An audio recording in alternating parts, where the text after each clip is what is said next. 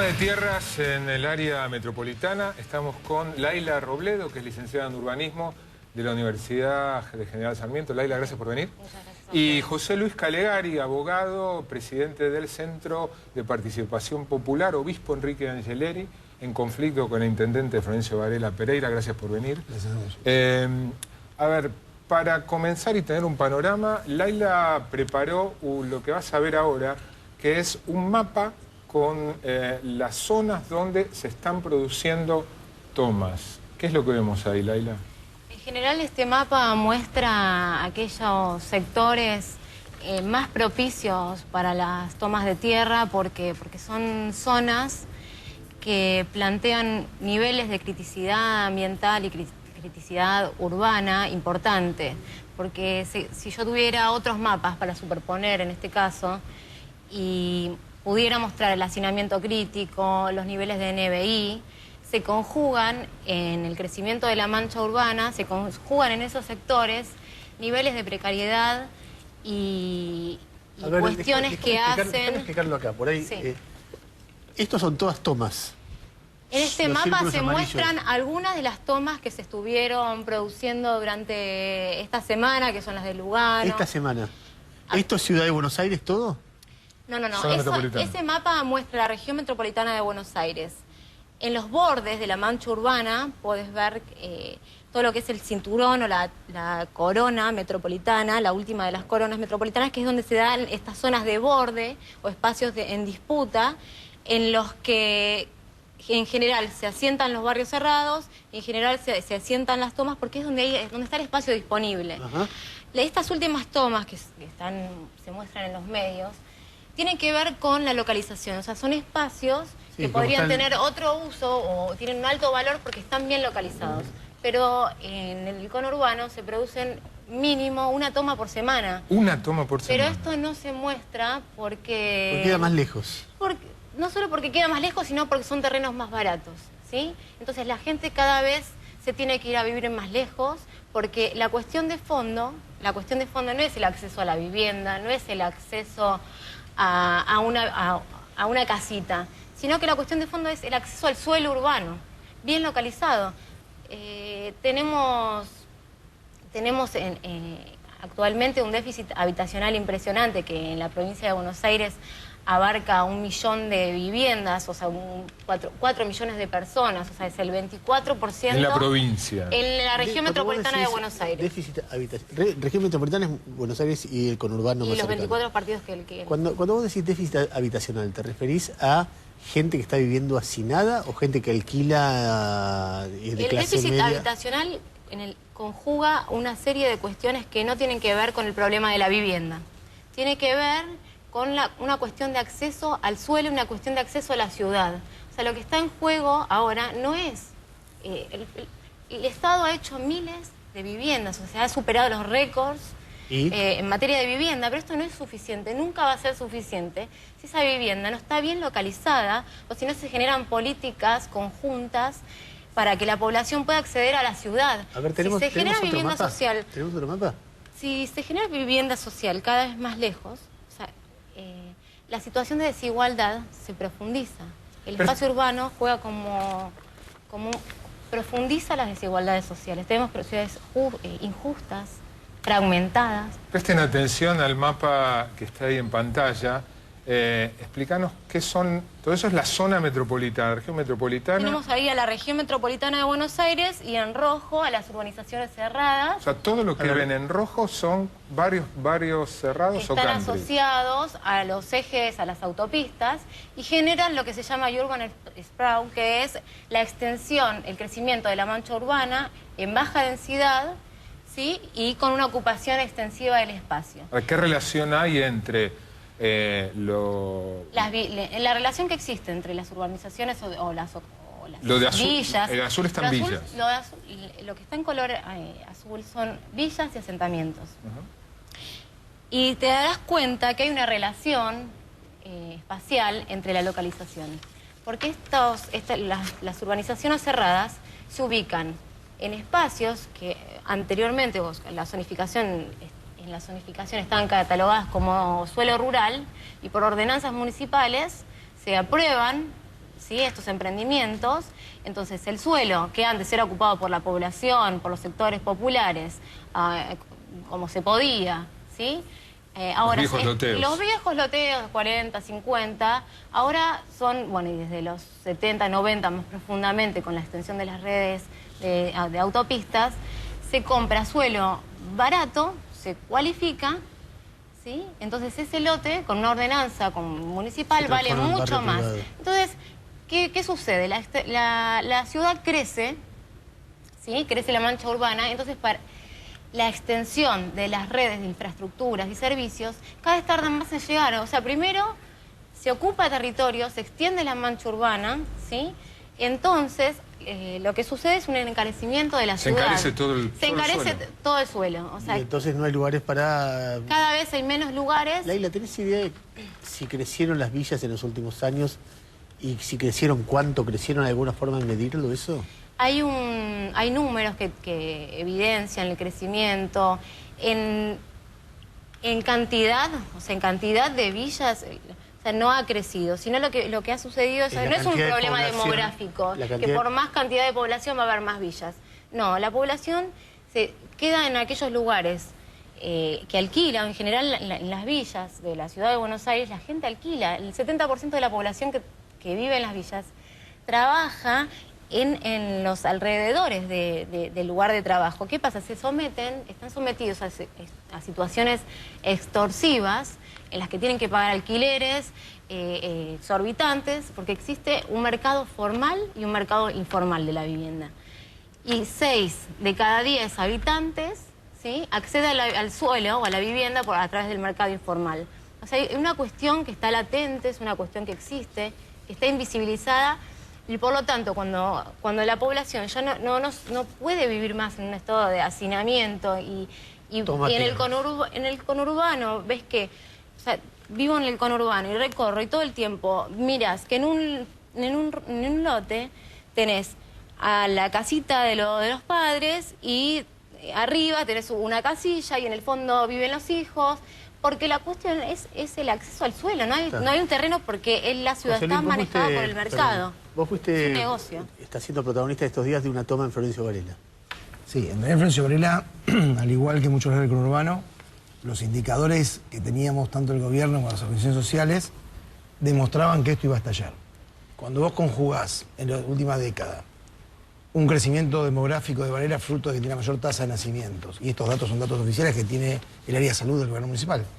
Cuando vos corroborás que el primer cordón ha encarecido tanto la tierra, que naturalmente el desborde de los más pobres del primer cordón va al segundo cordón, y es un problema del mundo, no es un problema de Varela, cuando vos le agregás que vos tenés una creciente inflación y un deterioro en los salarios, que muchos después tienen que dejar de alquilar, y si a esto le agregás 25.000 familias en el Plan Federal de Viviendas Anotadas, no adjudicadas, anotadas por una vivienda ni siquiera construida, y 2.840 casas en situación de abandono hace 7 años, la verdad que si todo esto no deriva en una explosión de disputa por la tierra, la verdad que no sé dónde estaban los gobernantes. Bueno, y esto sucedió en el último año con mayor rudeza. ¿Y qué está pasando? Porque hubo un conflicto donde a vos te acusaban de narcotraficante, bueno, las cosas que uno más o menos conoce. Bueno, ¿en qué contexto se da? ¿Qué fue lo que pasó? ¿En qué contexto se da? A ver, Varela tiene un estallido de tomas de tierras.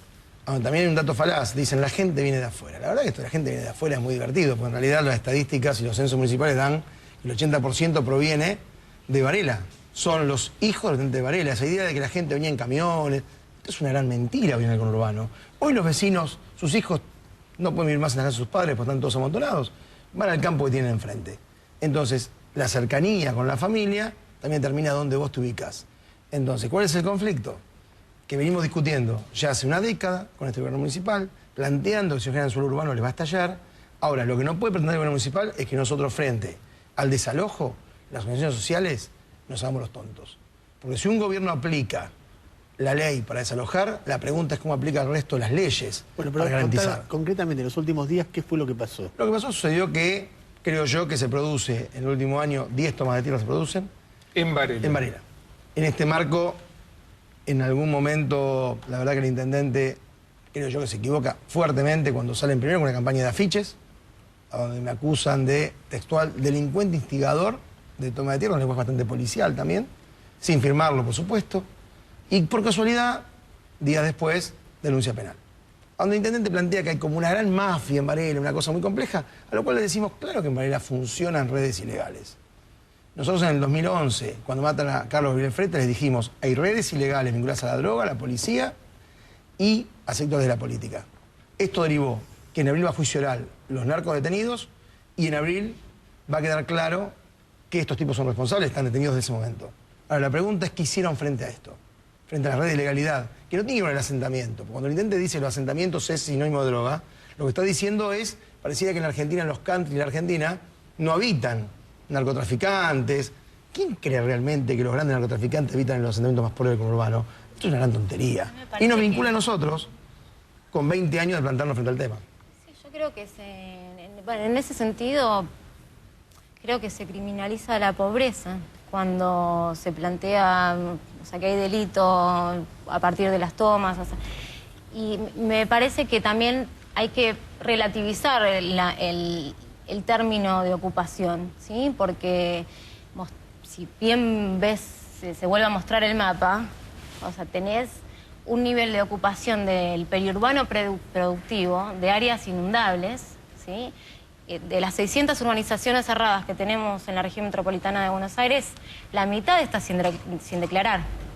¿Los 600 barrios cerrados o countries? Están en condiciones de irregularidad, están sin declarar, están ocupando valles inundables, están ocupando el periurbano productivo. Quiero ver si entiendo, sí, encarece el suelo urbano. El núcleo de la problemática.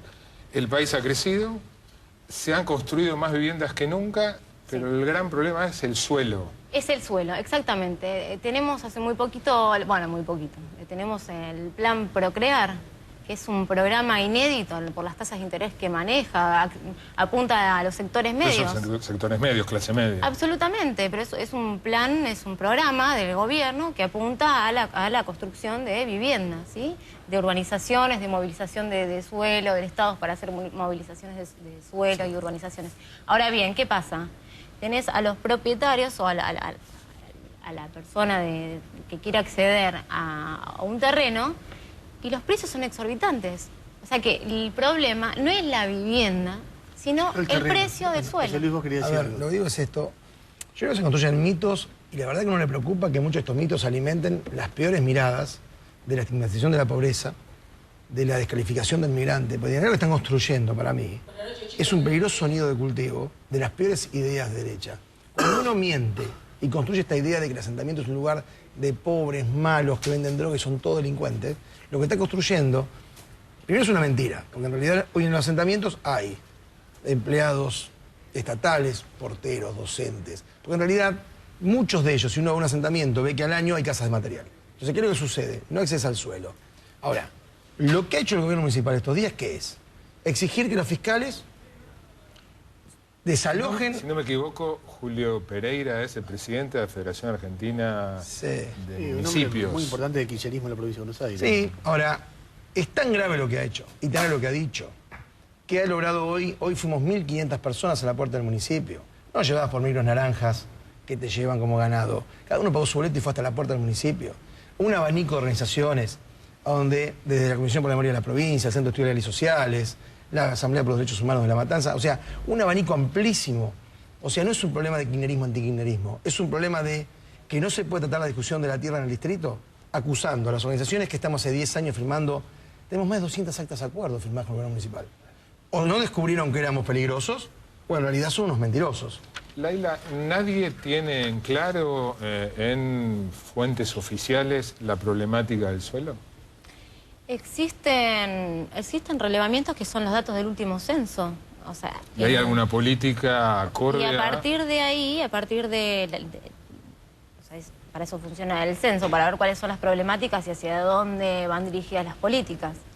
Lo que existe también son instituciones que se dedican, como el Centro de Investigaciones Legales y Sociales, pero desde los gobiernos, sí, ante esta problemática y el encarecimiento del suelo, ¿hay alguna política en marcha? Sí, bueno, la cuestión más relevante, y yo creo que es un hito en cuestión de legislación, es la Ley de Acceso Justo al Hábitat, que propone una serie, un conjunto de instrumentos de política urbana tendientes a la urbanización popular y a la regulación del mercado del suelo. Eso en la provincia. En la provincia de Buenos Aires, porque la ciudad genera cargas y beneficios, ¿sí?, que son repartidos de manera inequitativa dentro del territorio.